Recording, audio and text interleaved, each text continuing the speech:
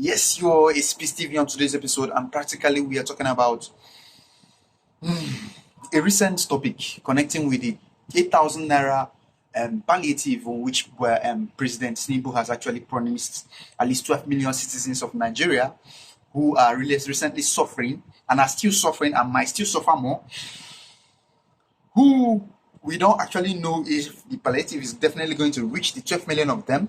But recently they talked about the social register of Buhari, that they had to change it because it was not written with integrity, that there's a lot of loopholes, and because of how his government was not a good governance, they decided to believe that his social register connecting with the masses is seen to be not sitting right.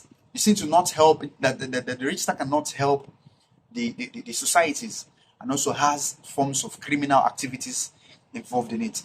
So now, meaning that Tinubu is willing to come up with his own social register, which is actually a nice decision to take, because Governor Soludo, who is known to be the governor of Anambra State, explained a lot about it. And I'd like you to watch the video on the next, and also tell me what you think about it at the comment section, and also like our videos and share. Thanks for watching Space TV. Let's begin what's trending with reactions trailing the decision made, or the recommendation made by the National Economic Council to dump the National Social Register compiled under former President Muhammadu Buhari for lacking credibility. The council, after a 5-hour meeting led by Vice President Kashim Shettima at the State House on Thursday, proposed the implementation of a cash transfer program for states based on their social registers and a cash reward policy for public servants for 6 months. While speaking with journalists, the governor of Anambra State, Professor Charles Chukwuma Soludo, said the so-called national register lacked integrity and that any national or federal programs as such should be delivered via the constituent government. At the council today, there was almost near unanimity among members that there is a big question mark about the integrity of the so-called National Social Register. People have questions about how those names in the register were brought about. The integrity test is what is missing with that register. This is stress testing it, and we think that we need to go back to the drawing board. And if you are delivering any such national or federal program from Abuja, it needs to be delivered via the constituent governments that are there at the roots, and each will now generate using their own formal and informal mechanisms to generate a register that is comprehensive, that is, meets certain criteria that you can stress test, and you can call out the people in the village, and everybody will confirm that these are the vulnerable people. Very great ideas. But Nigerians have reacted. This is from Adebayo, who wrote, so what happens to the trillions of naira that has been shared using this register?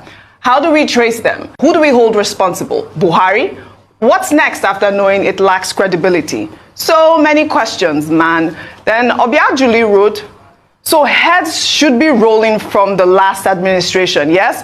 Because children were fed while there was lockdown around the world during COVID, and transfers allegedly made to the poorest of humans. If you can't bring them to book, then it's nothing.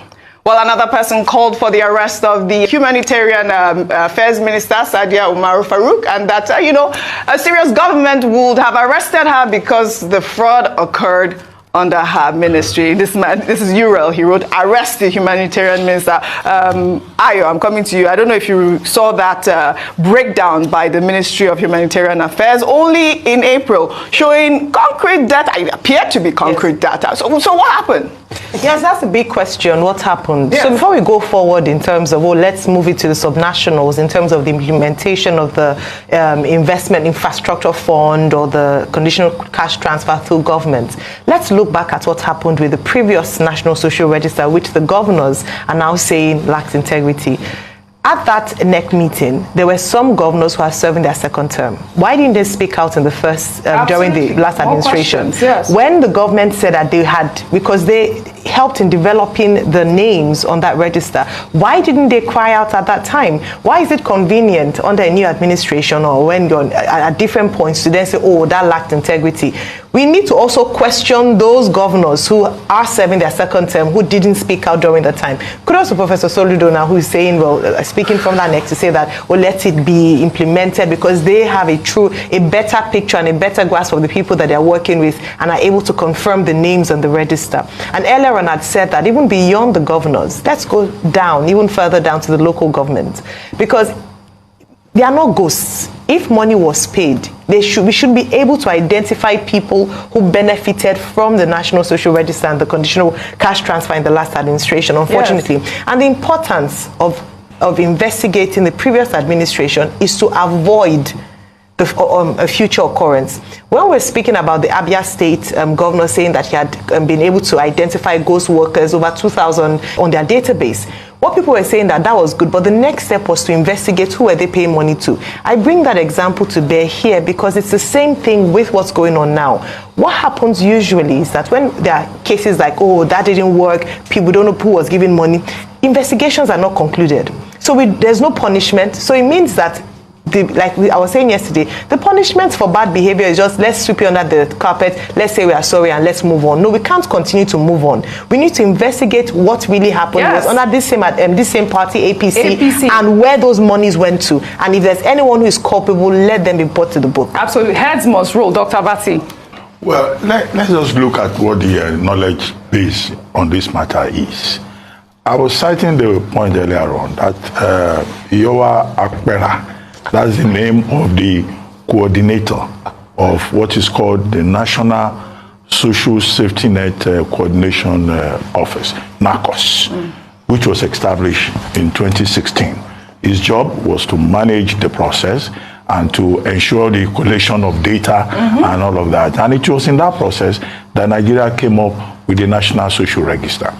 That social register is an aggregate of registers prepared by the states. By the state governors. Through their ministries of planning in the states. And then the federal government took it with the assistance of the World Bank and, according to Pera, if I remember what he said very well, and also by the National Bureau of Statistics. So that data was prepared. In terms of implementation, many of these states were even significantly involved in the implementation. They got the palliatives to take to their people. Now, take for example, Kaduna State. Kaduna State had under El-Rufai a social protection policy for the state. And El-Rufai was quoted as saying they will mine data from that same National Social Register. That same National Social Register, I repeat, was used by Lagos State to also design intervention programs, right? It was also used by international agencies, UNICEF, UN Women, UNDP, and it was endorsed by many organizations as something that was reliable. And it captured, as of September 2022, about 753 local governments and a population of, as they said, of about 52 million Nigerians, coming from about maybe 14.8 households. So those are the facts. So what are the governors now saying? If they say it lacks integrity, well, they will be indicting the various state ministries that were involved. They will be indicting governors that did second term, first term, second term, Absolutely. And are no longer in office. Some of them who are still there are invariably also indicting themselves. Yes. And that is why I've raised the question that, yes, concerns may be raised about implementation because there was no transparency, particularly when that register was used for cash transfer under COVID-19 implementation of reliefs for people. So, and that's why Nigerians, when they hear social register, they are skeptical because we saw politicians taking our palliatives and hiding in warehouses, which resulted in protests. We saw cash being given out to some people, and Nigerians will look at them and say, is this one a poor person? Is this a poor household? So part of the challenge we have is this a lack of coordination, lack of transparency and accountability. Now, somebody raised the question that would the states now go and prepare new registers? Okay, they already have these social registers in their states. So those governors should go back home and take another look at it.